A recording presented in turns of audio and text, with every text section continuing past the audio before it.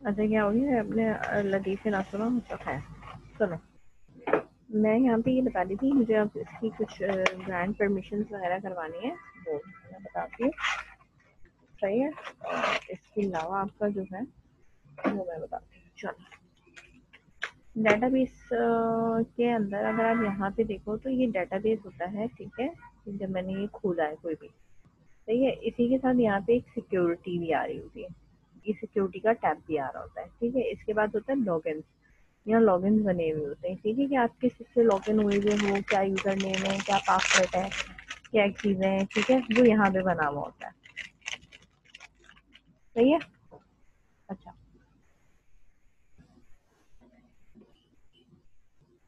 Login की folder है मेरे पास, राइट क्लिक करूंगी।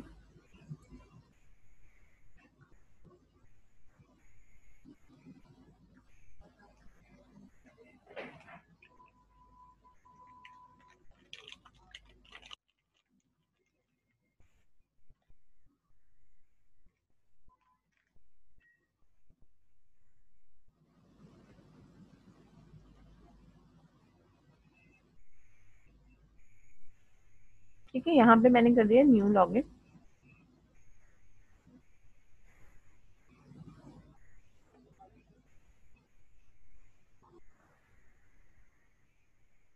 लोड हो रहा है, थोड़ा लोड हो जाए फिर दिखाती हूँ।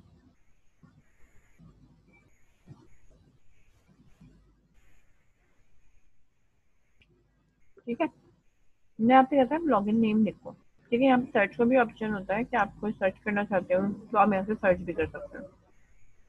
अभी सर्च में क्या ला के देता है, यहाँ पे कोई यूजर वगैरह जो भी कनेक्ट वगैरह है तो वो यहाँ पे आपको लाके बता देते हैं कि चेक मीन चेक करना चाहते हो कि इसका कोई अकाउंट बना हुआ है आपके सिस्टम में।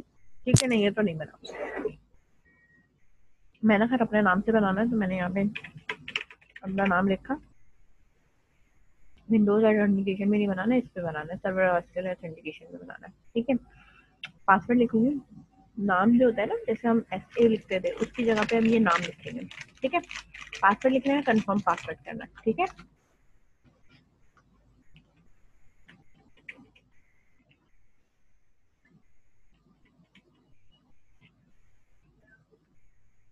Enforce password process, enforce password expiration. ठीक है, user must change password at the next login, next login पे मुझे पासवर्ड चेंज करना होगा, अगर नहीं चेक हटा दूंगी। जैसे होता है ना कि फर्स्ट लॉगिन के बाद वो आपसे कहते हैं कि आप पासवर्ड अपना रीसेट कर लो।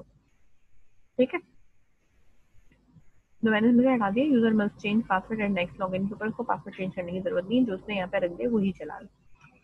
ठीक है, ये जो होते हैं ना कि जब अगर कोई मुझे अकाउंट बना के देता है ना तो फिर वो मुझे ये चेक लगा के दे देता है। उससे होता है ये कि मैंने बाय डिफॉल्ट किसी का पासवर्ड कुछ भी रख के उसको अकाउंट दे दिया कि ये तुम्हारा यूजर आईडी और पासवर्ड है। जब वो फर्स्ट टाइम लॉगिन होगा ना तो उससे दोबारा पासवर्ड पूछेगा, वो पासवर्ड चेंज करके रख सकता है। अब वो पासवर्ड आपके एडमिन को नहीं पता। सही है, अभी तो मैं खुद बना रही हूँ इसलिए मैंने यहाँ पे ये दे दिया, ये नहीं पूछो। ठीक है, मैप टू सर्टिफिकेट है या कुछ भी अगर आपको लगाना है तो ठीक है। डिफॉल्ट डेटाबेस कौन सा है, ठीक है, आपको जो डिफॉल्ट डेटाबेस क्या रखना है वो आपने बताना है। डिफॉल्ट लैंग्वेज आपको क्या रखनी है वो क्या बतानी है। मैंने कहा डिफॉल्ट डेटाबेस मास्टर नहीं रखना मुझे, डिफॉल्ट डेटाबेस मेरा यहाँ पे अगर आप देखो मेरा स्टूडेंट है, ये मेरा डिफॉल्ट डेटाबेस कौन सा है, स्टूडेंट मुझे रखना है। इसके बाद आप आगे आओ, मेरा सर्वर रोल्स, अब सर्वर पे रोल मेरा पब्लिक है, डेटाबेस क्रिएटर है।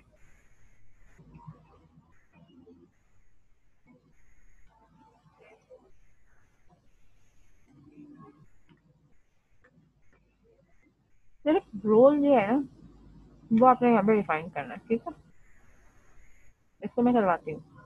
जो कि ग्रांट करना है प्रिविलेज देंगे, डेटाबेस क्रिएटर है, पब्लिक रखना है, security admin, server admin, setup admin, system admin. अब ये यूजर मैपिंग पे, अब ये यूजर मैपिंग में मैंने कहा कि जो मेरा स्टूडेंट का टेबल है, ठीक है, बाकी किसी की बात नहीं कर रही मैं, इसके ऊपर सही है क्या क्या इसको देना है। डाटा रीडर होना चाहिए, क्या होना चाहिए, पब्लिक होना चाहिए, डीबी ओनर है नहीं। ठीक है, डिनाइड डाटा रीडर डिनाई, इसको राइटर लिखने पे डिनाई कर दो। मैंने कहा डाटा रीडर है, राइट कर सकता है। सही है, दो चीजें मैंने दी हैं, पब्लिक है। एक्सेस एडमिन हटा दिया है, बैकअप ऑपरेटर हटा दिया है कि बैकअप ऑपरेटर नहीं है, डीएलएल एडमिन भी नहीं है। ठीक है, और डिनाई रीडर वीडर हटा दिया, ओनर ओनर भी कुछ नहीं है।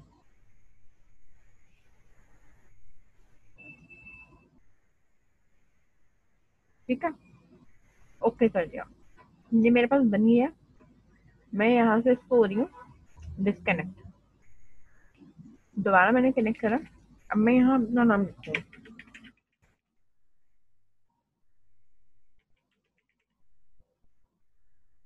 कनेक्ट हो गया कनेक्ट। अब आप देखो मेरे पास जो डेटाबेस है मैंने एक्सपेंड किया है, मेरे पास कौन सा डेटाबेस आ रहा है और क्या आ रहा है।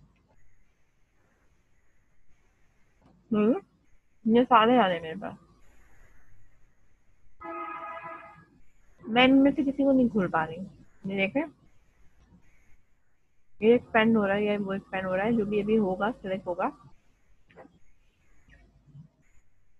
बाकी सारे एरर दे रहे हैं कि एक्सपेंड नहीं हो सकते। तो ये क्यों? क्योंकि मैंने उसको एक्सेस ही नहीं दिया इस अकाउंट को। सही है, मैं सबको बोल दिया कि ये एक्सेस नहीं हो सकते। सिर्फ मेरा ये स्टूडेंट वाला जो है वो एक्सेस हो रहा है। अभी देखो एबीसी मार्क करूंगी, एरर देगा।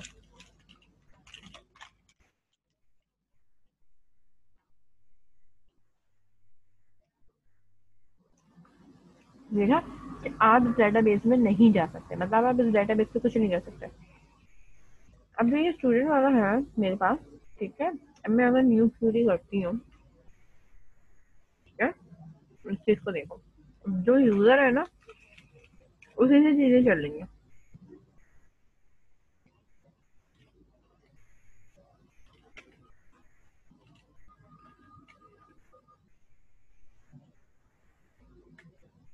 जो फॉर आपके पास ऊपर जो सिलेक्ट हुआ आ रहा है ना, वो आप यहाँ देख सकते हो, वो स्टूडेंट है। इससे आप ड्रॉप डाउन में था, आप कुछ भी सिलेक्ट करोगे ना, वर्क नहीं होगा। वो भी चला के दिखाते हैं। अब ये टेबल है, इसमें से मुझे डाटा उठाना है।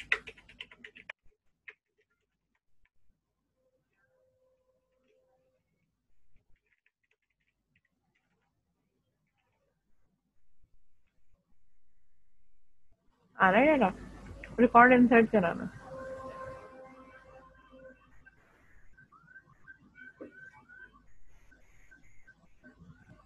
राइट क्लिक करके गई मैं एडिट पे, ये आ गया।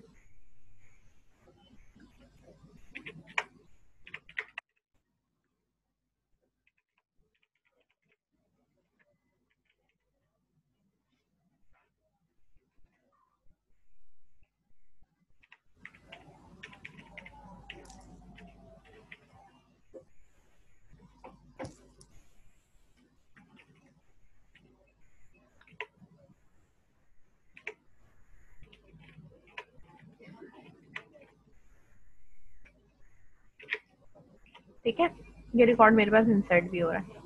अगेन मैं इसको एग्जीक्यूट करूंगी तो मेरे पास ये तीसरा रिकॉर्ड भी आ रहा है उनका, क्योंकि मैंने इसके ऊपर राइट दिया हुआ है।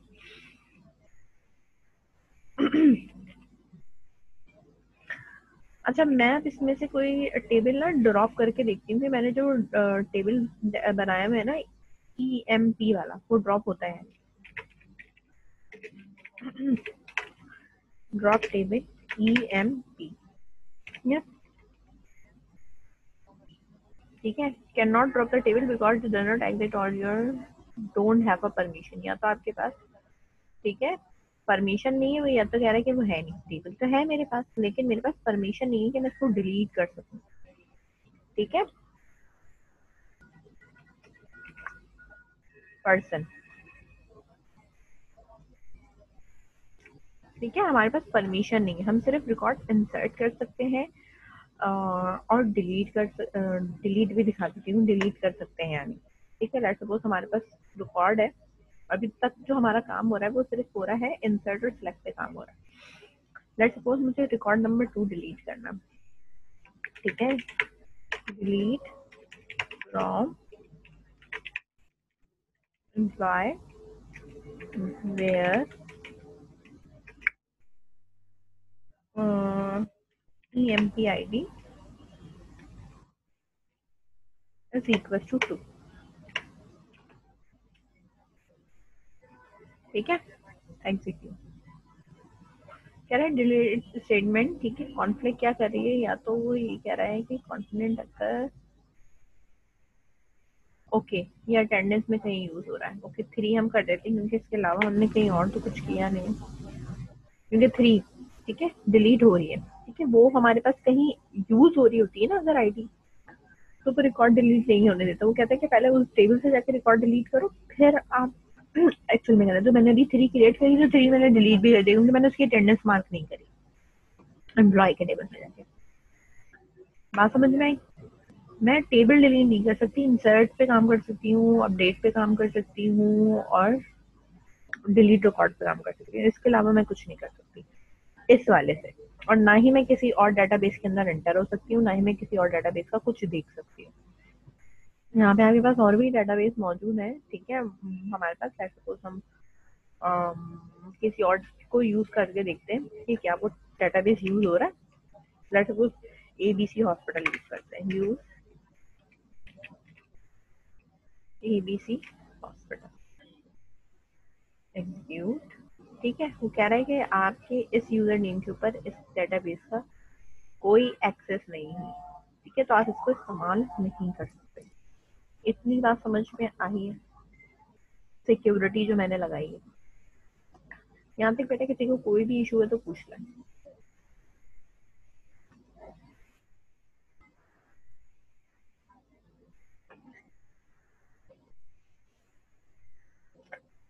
एनी इशू पूछ लो, कुछ भी पूछना है पूछो, फिर मैं पूछूंगी तो मत बोलना।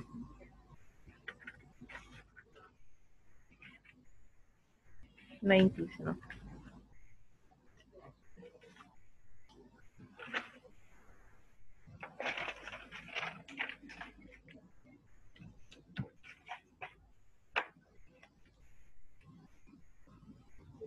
सिर्फ फरहान ने ही लिखा है, बाकी सब क्या सो रहे हैं?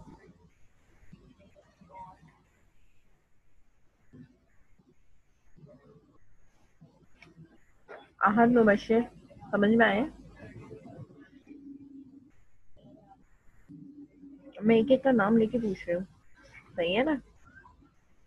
आहद और मुबशर, आवाज आ रही है?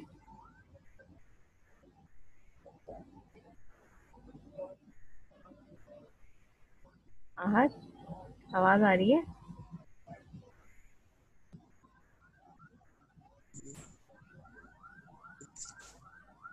अगर मैं सिर्फ कह रही हूँ तो सुन क्यों है वो कि भाई समझ में आया नहीं आया? मिस एक दफा दोबारा करा दे मिस। मेरा और अली तो समझ में आया?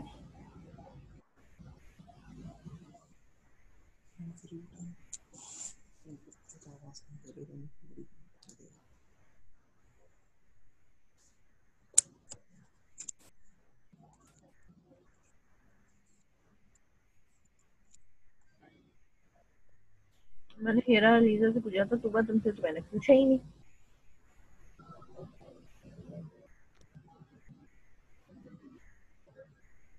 मतलब अकाउंट जो क्रिएट किया वो नहीं समझ में आया।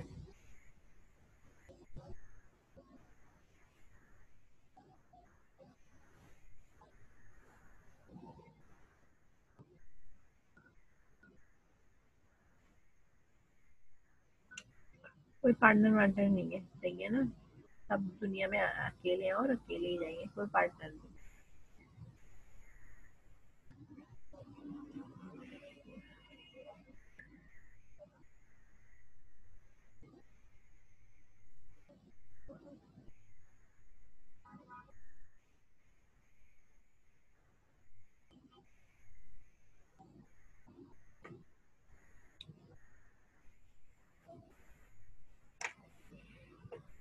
ओके, अब मैं ये दोबारा से बता रही हूँ अकाउंट क्रिएट कैसे होगा। डिस्कनेक्ट करा मैंने, ठीक है। अब मैं वापस कनेक्ट हो गया SA से, जिस पे मुझे सारे राइट्स हैं। ठीक है,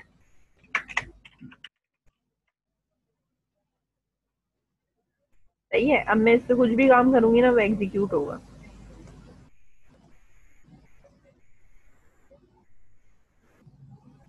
अच्छा ये वाली मुझे बंद करनी पड़ेगी क्योंकि ये हुई भी इसी यूजर से ना कनेक्ट है।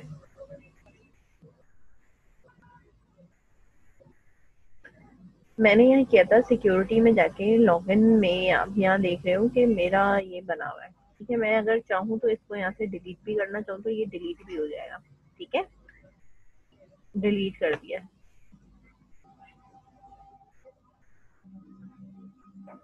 ओके, चलिए अभी हो नहीं रहा, कह रहा है कि ये कहीं ना कुछ कनेक्टेड है। Okay, cancel. न्यू लॉगिन बनाया था मैंने, इस तरह क्लिक करा था, यहाँ लॉगिन नेम लिख दिया था। ठीक है, मैंने यहाँ भी एक नाम लिखा, एसक्यूएल सर्वर लिखा, पासवर्ड लिख दिया मैंने यहाँ पे। ठीक है, मैंने इस दफा ये यूजर लिखे रहने दिया है। ठीक है, चेक लगे रहने दिया है। ठीक है, ताकि जो है वो ये मुझसे लॉगिन होने पे पासवर्ड मॉडिफाई कर ये मांग ले। ठीक है, डिफॉल्ट डेटाबेस इसके ऊपर मैं कोई और सा दे रही हूँ, एबीसी हॉस्पिटल दे रही हूँ। डिफॉल्ट ऑफ डेटाबेस इसका है। ठीक है, मैं एक तरह देख भी लूँ एबीसी हॉस्पिटल में कुछ बना हुआ भी है या खाली तो नहीं बना हुआ है। ठीक है, अच्छा अब यहाँ पे हमें और क्या करना है, सर्वर रोल्स पे आएंगे, जो पब्लिक है इसको ऐसे ही रहने दिया मैंने। यूजर मैपिंग पे आती हूँ मैं, यूजर मैपिंग में मैंने कहा एबीसी के ऊपर डाटा रीडर है। ये सिर्फ सिलेक्ट का काम कर सकता है, ना इंसर्ट करेगा ना अपडेट करेगा। ठीक है ना, सिर्फ क्या होगा, ये डाटा रीडर है। ठीक है,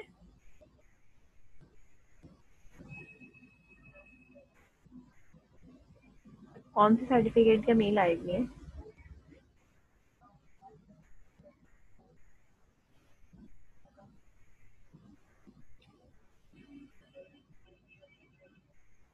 क्या ये मेल?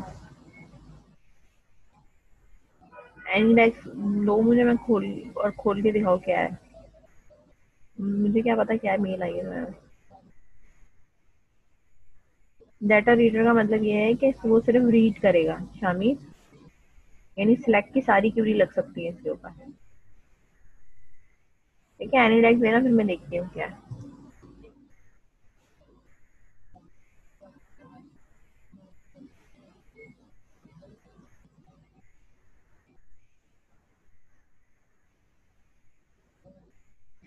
ठीक है, डाटा रीडर पे लगाया मैंने, राइटर नहीं लगाया है। ठीक है, और किसी चीज़ पे नहीं लगाया, सिर्फ इसके ऊपर ये करा है, और सिक्योरेबल पे कुछ भी नहीं लगाया है मैंने। ठीक है, ना परमिशन ग्रैंड और कुछ भी अगर आपने इसमें लगाना है, एक्सप्लिसिट करना है। ठीक है, देखिए ग्रैंड विद ग्रैंड और डिनाई कोई परमिशन नहीं है यहाँ पे, स्टेटस पे कुछ भी नहीं है। ग्रैंड दी हुई परमिशन, इसको कनेक्ट किया हुआ है। ठीक है, लॉगिन इनेबल किया हुआ है, बाकी चीजें सही है। ओके कर दिया, एग्जीक्यूट हो गया, उबैद के नाम से यहाँ पे बन गया। अब मैं अपना डिस्कनेक्ट करूंगी और उबैद के नाम से कनेक्ट होंगे। ठीक है, मैंने यहाँ पे लिखा उबैद। ठीक है, और टैप करा, पासवर्ड लिखा। ठीक है, मैं जैसे ही कनेक्ट होंगी अब ये मुझसे बोलेगा पासवर्ड चेंज कर दो। ठीक है, जो मैंने वहाँ पे चेक लगाया हुआ था। ठीक है, आगे मेरे पास अगेन मेरे पास किसी और डेटाबेस का एक्सेस नहीं होगा।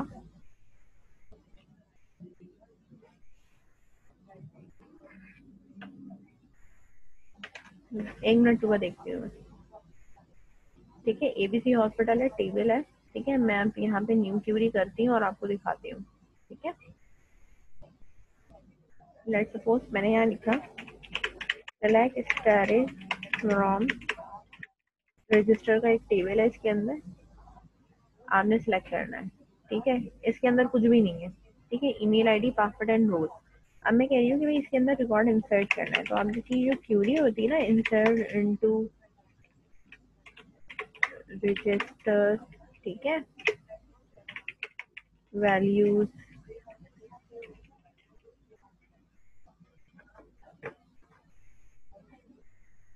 ठीक है, ईमेल आईडी है, पासवर्ड है और रोल है। ठीक है, ईमेल आईडी में मैंने लिख दिया abc@gmail.com, पासवर्ड 1234 और रोल मैंने यहाँ पे लिख दिया यूजर है। एग्जीक्यूट करा। अब ये कह रहा है कि आपको परमिशन ही नहीं दे रहा है ना आपको यहाँ पे कि परमिशन नहीं है आपको कि आप इसके ऊपर कुछ लिख सको, सिर्फ इंसर्ट करने की परमिशन नहीं है, सिर्फ और सिर्फ सिलेक्ट की लगाने की परमिशन। ये चीजें भी आप रोक देते हो कि भाई कोई रिकॉर्ड डेटाबेस पे इंसर्ट ना कर सके मेरे, ठीक है। हर यूजर के हिसाब से उसकी चीजें हैं ताकि कोई भी आपके डेटाबेस को दूसरा यूजर मॉडिफाई ना कर सके, उसको अगर काम है या कुछ भी चाहिए वो सिर्फ फ्लेक्सिबिलिटी लगाए और अपना काम करे, ठीक है। उसको इंसर्ट नहीं करना, ना अपडेट करना, ना डिलीट करना, तो हम उसको वो रोल नहीं देते। बात समझ में आई?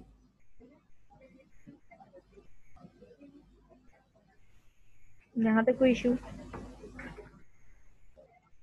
अच्छा, प्रोग्रामिंग लैंग्वेज हमारे पास आती है ये, ठीक है, सी शार्प आ रही है, ठीक है। इसमें हमने सबसे पहले हमने पढ़ना है introduction to dot net framework. C sharp basically dot net framework है। डॉट नेट फ्रेमवर्क बेसिकली है क्या और कहते क्या है हम किसे, ठीक है।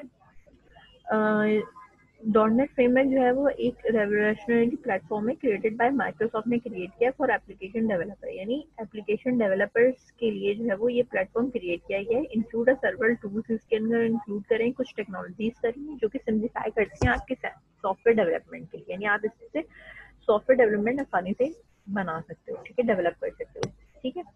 और आप इसको यूज कर सकते हो डेवलप करने के लिए different type of application, different तरह की एप्लीकेशन आप बना सकते हो। और ये सपोर्ट करती है multi languages and cross language integration को, यानी डिफरेंट डिफरेंट लैंग्वेजेस जो होती है, कंप्यूटर लैंग्वेजेस, जो प्रोग्रामिंग लैंग्वेजेस होती है उनको भी सपोर्ट करती है और क्रॉस लैंग्वेज इंटीग्रेशन भी इसके अंदर हो सकती है, ठीक है। अब तक जो इस बुक के हिसाब से, यानी ये बुक जब भी पब्लिश हुई थी उसके हिसाब से जो भी डॉट नेट फ्रेमवर्क थे वो तकरीबन 4.7, अभी लेटेस्ट, अभी ये तो खैर तो पुरानी बुक है लेकिन और भी फ्रेमवर्क आ चुके हैं, ठीक है। अगर आपके पास बुक से क्वेश्चन आता है, पहली बात तो ये समझ लो एग्जाम के अंदर अगर आपसे वो पूछेगा कि version of various version of dot net framework, मैं तुम्हें गूगल पे भी लिख के दिखाती हूँ, इसमें जो लेटेस्ट वर्जन आ रहा है वो 4.7 आ रहा है, नहीं है। अब मैं अगर यही सवाल अगर मैं सर्च करती हूँ गूगल पे, ठीक है, एक minute,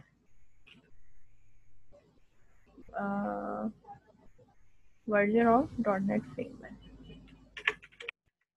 version of dot net framework, ठीक है।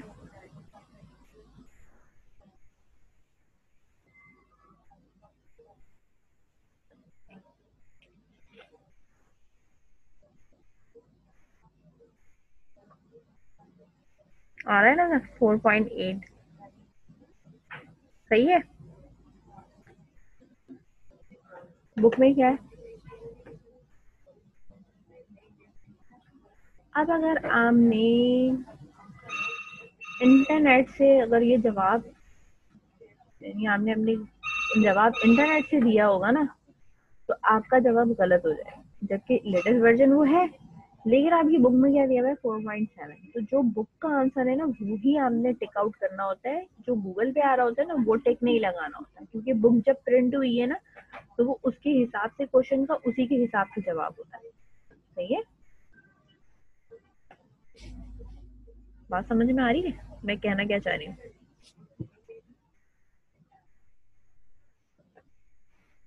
ये देखो मैंने यहाँ पे ये दिया हुआ है, ठीक है, डॉट नेट फ्रेमवर्क की ये मैं फ्रेमवर्क बता रही हूँ, ये फ्रेमवर्क होते हैं जिसके ऊपर ये चीजें चल रही होंगी। अभी जो गूगल पे आ रहा है ना आपके पास, ठीक है, वो आ रहा है 4.8, हमारे पास बुक में आ रहा है 4.7, ठीक है। तो अगर मैं बुक एमसीयू से अगर मेरे पास आता है कि लेटेस्ट वर्जन क्या है डॉट नेट फ्रेमवर्क और हमने 4.8 पे लगा दिया तो वो आंसर गलत है, जबकि आंसर गूगल से देखो तो वो सही है, ठीक है, लेकिन बुक के हिसाब से वो गलत है क्योंकि बुक में वो वर्जन ही नहीं है। बात समझ में आ रही है? तो जो क्वेश्चंस होते हैं आपके पास, जो मॉडलर में इधर उधर जो क्वेश्चंस आते हैं उनके आंसर आपने यहीं से लिखने होते हैं जो बुक्स के होते हैं, ठीक है ना, गूगल वाले नहीं लिखने होते, ठीक है। अच्छा, दूसरी चीज मैं बता दूं, ठीक है, ये मैंने यहाँ पे आपको बता भी दिया कि ये चीजें होती है, ठीक है। अब हमारे पास आता है कंपोनेंट्स और उसकी डिस्क्रिप्शन। ठीक है, कॉमन इंटरमीडिएट लैंग्वेज क्या होती है, CIL। ठीक है, when code written in .NET compatible language में जब लिखा होता है और उसे हम कंपाइल करते हैं तो output code is in the form जो होता है MSIL कोड में होता है, नाउ कॉल्ड एज CIL, यानी कॉमन इंटरमीडिएट लैंग्वेज कहलाती है। नहीं, जो हमारा कोड होता है वो बेसिकली मशीन लैंग्वेज में होता है, लेकिन जो वो डिस्प्ले होता है वो हमें नॉर्मल लैंग्वेज में डिस्प्ले हो रहा होता है। ठीक है, कॉमन लैंग्वेज रन टाइम होता है, CLR होता है, जो कि बैकबोन होती है आपके डॉट नेट फ्रेमवर्क की, जिसको जो कि मैनेज कर रहा होता है आपकी एग्जीक्यूशन, यानी एग्जीक फाइल जो होती है ना आपकी, उसको मैनेज कर रहा होता है। ठीक है, बेसिकली अब मैं इसमें कोई भी प्रोग्राम बनाती हूँ तो वो मुझे एक एग्जीक्यूटेबल फाइल बना के देता है। डायनेमिक लैंग्वेज रन टाइम होता है DLR। ठीक है, कि रन टाइम इन्वायरमेंट होता है जो कि बिल्ट इन होता है टॉप ऑफ द CLR, यानी इसके कॉमन लैंग्वेज रन टाइम के टॉप पे जो है वो बिल्ट इन होता है। ठीक है, dynamic language such as Ruby Python with the dot net होते हैं, ये डायनेमिक लैंग्वेज के लिए यूज होता है। इसी तरीके से FCL होता है जो कि आपकी ग्राफिकल यूजर इंटरफेस होता है, जिसमें आपके पास ग्राफिक्स आती हैं, यानी फॉर्म चीजें आपको जो नजर आती है वो ग्राफिकली नजर आती है। कमांड प्रॉम्प्ट टाइप का काम भी होता है।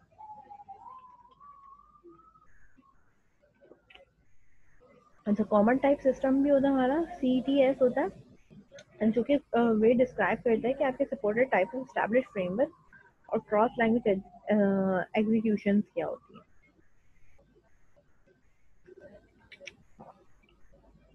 ठीक है, ऊपर ही इसी चीज को हमने यहाँ पे आगे नीचे लिखा है, common language specification. Dot net language should be follow create application के लिए और interpret with the other languages के साथ भी होती है। ठीक है, स्टैंडर्ड सर्विसेज होती है। ठीक है, सेम है, डॉट नेट फ्रेम में एडियो डॉट नेट है जो कि डेस्कटॉप एप्लीकेशन में आता है। ASP डॉट नेट जो है वो आपकी वेब एप्लीकेशन इससे क्रिएट होती है, मतलब इससे वेबसाइट भी बना सकते हैं C# को यूज करते हैं। और डेस्कटॉप एप्लीकेशन भी बनाते हैं। डेस्कटॉप एप्लीकेशन जैसे कि आपके विंडोज के ऊपर कोई भी एप्लीकेशन इंस्टॉल होती है ना, जैसे तो सिंबल कैलकुलेटर है, MS ऑफिस है, ये सब क्या है, आपकी डेस्कटॉप एप्लीकेशन है वो।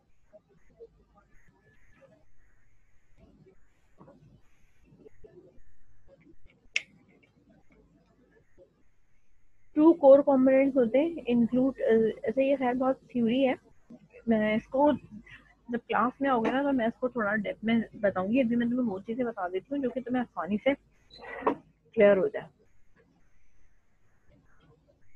ठीक है, बताती हूँ अभी मैं, क्योंकि इसमें बहुत ज्यादा थ्योरी थ्योरी थ्योरी थ्योरी चलो सही है, इसमें उन्होंने प्रैक्टिकल करके दिखाया हुआ है। होता ही है कि हम पहले खोलते हैं विजुअल स्टूडियो, ये खुल जाता है इंस्टॉलेशन के बाद, इसके बाद हमने यहाँ से करना होता है इसको न्यू प्रोजेक्ट। मैंने स्टूडियो खोला,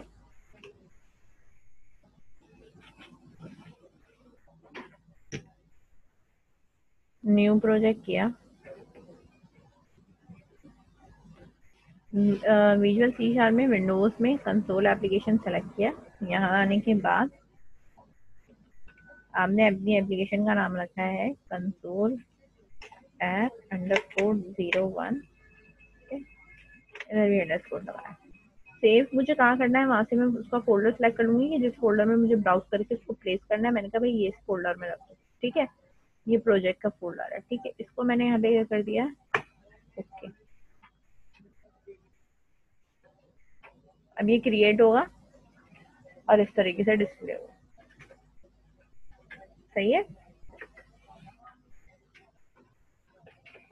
अब इसके अंदर ऑटोमेटिकली लिखा हुआ है। ठीक है, इसमें सी लैंग्वेज में क्या होता था, मुझे ऊपर हेडर फाइल नहीं पड़ी थी, लेकिन इसमें हेडर फाइल लिखी भी आ रही है। सी लैंग्वेज के अंदर मेन मेथड बनाना पड़ता था, इसके अंदर नेम स्पेस भी आ रहा है, क्लास भी आ रही है और मेन मेथड भी आ रहा है। ठीक है, बात समझ में आई है। अच्छा, नेम क्या स्पेस क्या है, क्लास क्या है और ये मेन क्या है। मेन तो तुम्हें समझ में आता है कि मेन मेथड हमेशा किसी भी प्रोग्राम का क्या होता है, एंट्री पॉइंट है। लेकिन इस मेन मेथड के साथ वॉइड और स्टैटिक क्यों लिखा हुआ आ रहा है। ठीक है, ये मैं सारी चीजें एक्सप्लेन करूंगी, लेकिन ये मैं क्लास में एक्सप्लेन करूंगी। अभी जो तुम्हारी समझने वाली बात है वो तुम इस चीज पे फोकस करो ठीक है, वो क्या है कि हमारे पास ये जो है वो मेन मेथड है। आपको भी पहले भी पता है कि सी लैंग्वेज में हमने जो भी काम किया था वो मेन मेथड के अंदर काम किया था। ठीक है, जितना भी हमने काम किया था वो किसमें किया था, हमने मेन मेथड के अंदर काम किया था। जो भी कुछ हम मेन मेथड में लिखते हैं वो हमारी स्क्रीन पे डिस्प्ले होता है। अच्छा, इसके अंदर भी ये प्ले वाला ऑप्शन है, और जो प्ले वाला है वो भी सी की तरह ही, जिस तरह अलग से एक सी लैंग्वेज में आपके पास एक अलग से कंसोल एप्लीकेशन आती थी। ठीक है, अभी ये बिल्ड हो रहा है। ठीक है, ये आपके पास नीचे यहाँ लिखा आ रहा है बिल स्टार्टेड। ठीक है, अब वैसे ही ब्लैक स्क्रीन आएगी और वो चली जाएगी इस तरह, क्योंकि मैंने स्क्रीन को रोका नहीं है। ठीक है, जब तक मैं उसको रोकूंगी नहीं तब तक वो ऐसे ही आके चली जाएगी। स्क्रीन होल्ड करने के लिए मुझे इसको ये देना पड़ता है कि भाई उस वक्त तक होल्ड रहो जब तक कि मैं स्क्रीन पे कुछ प्रेस ना कर दूं। तो इसके लिए मेरे पास होता है कीवर्ड, जो होता है वो मेरे पास इसमें होता है कंसोल, का मतलब है कंसोल स्क्रीन। ठीक है, रीड की। ठीक है, इसका मतलब है कि उस वक्त तक कंसोल पे रुके रहो जब तक कि आप कोई की रीड नहीं कर देते, यानी कोई भी की मैं खुद से प्रेस नहीं कर देती। अब मैं जब कोई भी कीबोर्ड से की प्रेस करूँ, कोई सी भी, मतलब कोई सी भी, चाहे वो डिलीट की हो, चाहे वो विंडो की हो, चाहे कोई सी भी हो, ठीक है, कुछ भी मैं प्रेस करूंगी वो खत्म हो जाएगा। सही है, वो खत्म हो गई। ठीक है, वो मेरा प्रोग्राम वहां से खत्म हो गया। कुछ भी मैं प्रेस करूंगी, स्पेस बार भी प्रेस करूंगी ना, तो भी वो खत्म हो जाएगा। सही है, तो उस वक्त तक होल्ड पे मौजूद है। ठीक है, जब तक कि मैं कोई की प्रेस नहीं कर देती। ठीक है, इतनी समझ में आई।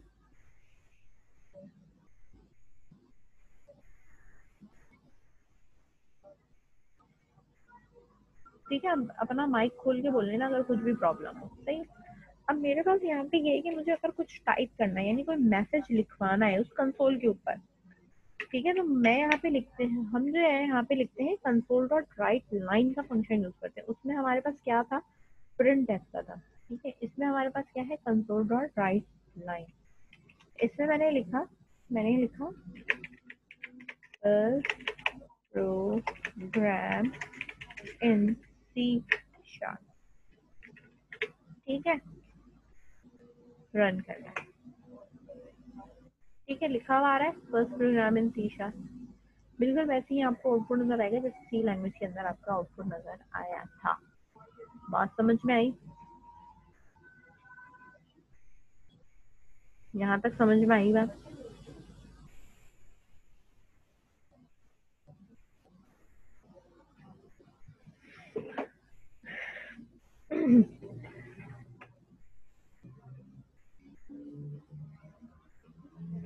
अच्छा, अब हमें यहाँ पे करना क्या है कि मैंने ये काम तो कर लिया। ठीक है, कंसोल एप्लीकेशन फर्स्ट प्रोग्राम है, हमारे पास सी शार्प और ये हमारे पास ये वाली चीज है। सही है, इसके बाद हमें करना यहाँ पे ये है,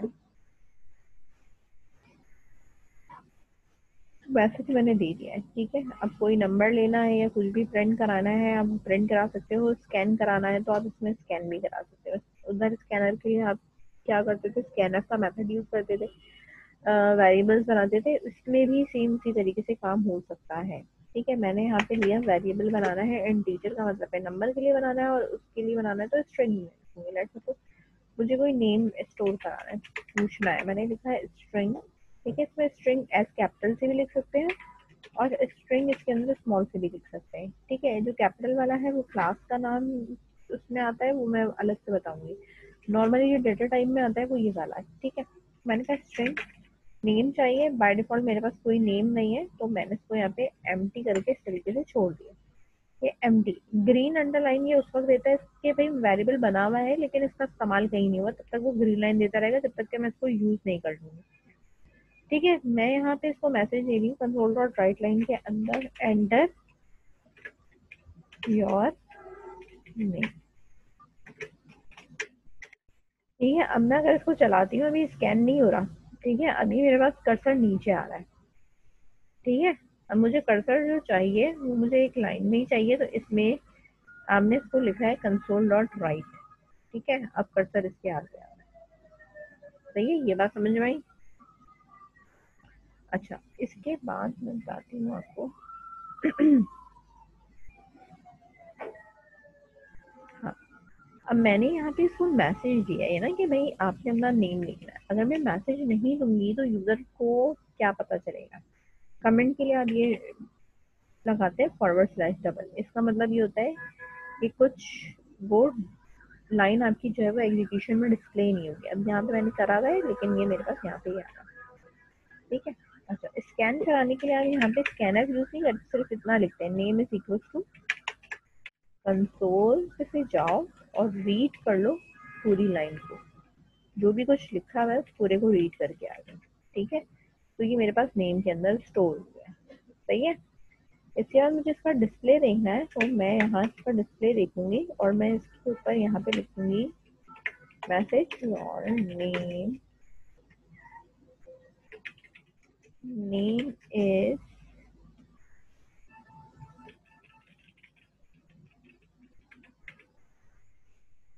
कॉलर, इस तरह। और इसके आगे हमें नेम लिखना है, तो मैंने यहाँ पे लिखा है प्लस नेम। ठीक है, के नाम डिस्प्ले का। अब ये सबसे पहले जो मेरी लाइन चलेगी व्हाट इज योर नेम, ये पूछेगा, कब तक रुका रहेगा, जब तक कि मैं कुछ लिख के एंटर प्रेस नहीं कर देती। रीड लाइन का मतलब है अपना डाटा टाइप करो, टाइप करके एंटर, जब मैं एंटर प्रेस करूंगी तब ये रीड करेगा। ठीक है, तो मैंने यहाँ पे लिख दिया। ठीक है, एंटर किया, इसने मुझे यहाँ पे दे दिया। अच्छा, अब इसके अंदर कोई इशू नहीं आता, कुछ भी नहीं आता कि मैंने स्पेस दे के दिया है तो मैं दूसरी तरीके से रीड करूँ या मैं कोई दूसरी लाइन लगाऊं या कुछ भी करूँ, इसमें नहीं है। मैं कितना भी स्पेस दे के लिख दूँ, ये वैसे का वैसे ही स्पेस के साथ को रीड कर लेगा। इतनी बात समझ में आई? क्या समझ में आया?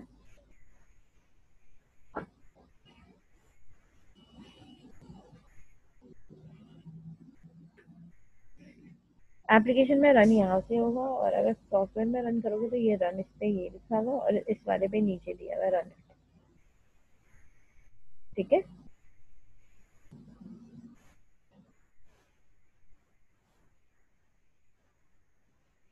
नाम है, इसी के साथ मुझे और भी वेरिएबल देने हैं, तो कॉमा लगाओ, यहाँ लिखो ईमेल। ठीक है, अब मैंने कहा ये हटा दो, कोटेशन लगाने की जरूरत नहीं है, नेम है, ईमेल है, और मैं यहाँ पे दे रही हूँ let's suppose date of birth है, तीन चीजें दे रही हूँ। ठीक है, बस ये वेरिएबल है। इसी वाले को कॉपी करा नीचे। ठीक है, एक पहले वाले को कॉपी किया, इसी में जाके यहाँ पे पेस्ट करा, एंटर योर नेम हो गया, इसकी जगह पे मैंने लिख दिया ईमेल। ठीक है, और अब जो ये रीड कर रहा है वो क्या रीड कर रहा है, ईमेल रीड कर रहा है। ठीक है, पेस्ट किया, enter your DOB date of birth, और यहाँ मैंने लिख दिया DOB, ये रीड कर रहा है। ठीक है, और यहाँ पे कंसोल डॉट राइट लाइन में ये लगा लो लाइन। अब जैसे ये लिखा हुआ है इसी तरीके से कॉपी करते जाओ, नीचे डिस्प्ले कराते जाओ तीन चीजें। ठीक है, योर नेम, ईमेल और डेट ऑफ बर्थ। ठीक है, एक जगह नेम है, एक जगह ईमेल है, और एक जगह डेट ऑफ बर्थ है। सही है, ये देखो चलाया भी, यहाँ पे आपसे पूछ रहा है। ABC नेम है, ईमेल है abc@gmail.com। ठीक है, डेट ऑफ बर्थ में लिख दिया है मैंने 12 दिसंबर। ठीक है, आगे इतना समझ में आया?